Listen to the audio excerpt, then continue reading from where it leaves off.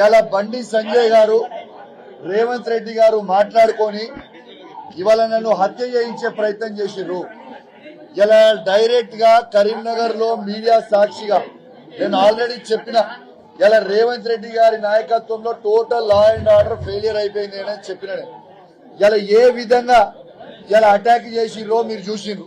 నేను అన్నది ఏంటిది, నేను ప్రజల పక్షాన నేను మాట్లాడినా.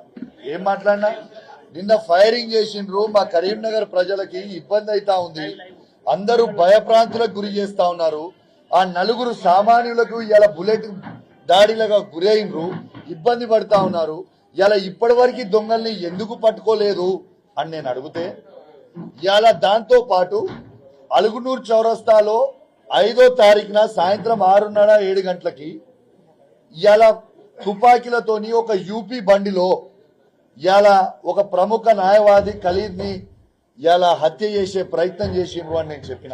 దానికంటే తప్పు నేనేమన్నా మాట్లాడినా?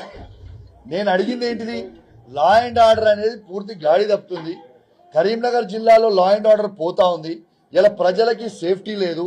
మీకు జస్ట్ ఈ అటాక్ అయ్యే కంటే ముందు చెప్పిన, నా మీద రెక్కి జరుగుతుంది, నన్ను హత్య చేయించే ప్రయత్నం చేస్తున్నారు అనేది మీకు జస్ట్ ప్రెస్ మీట్ లో ఇంతకు ముందే చెప్పిన. నేను ఇలా పోలీసుల సాక్షిగా ఇలా వాళ్ళు కట్టెలు, రౌతులు, కత్తులు, పెట్రోల్ బాంబులు ఇలా తీసుకొని వచ్చి వాళ్ళ హత్య చేయించే ప్రయత్నం చేశారు.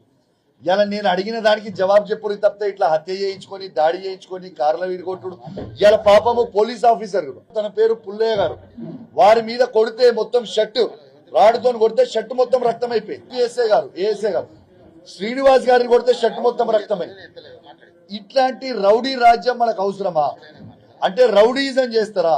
ఇలా నా కార్లు దాడి చేసిండు, మా కార్యకర్తల కార్ల మీద దాడి చేసిండు. ఇలా మా ఇల్లు, ఎమ్మెల్యే క్యాంప్ ఆఫీస్ ఇల్లు, ఇది గంగ్ల కమలాకర్ గారి ఇల్లు మీద ఇలా పూర్తిగా రాళ్లతోని కొట్టి ధ్వంసం చేసిండ్రు. ఇలా ముఖ్యమంత్రి రేవంత్ రెడ్డి గారు, బండి సంజయ్ గారు ఇలా మరొక్కసారి ములాఖత్ అయిపోయారు అనేది క్లియర్. ఇలా మీకు క్లియర్ కనబడతా ఉంది.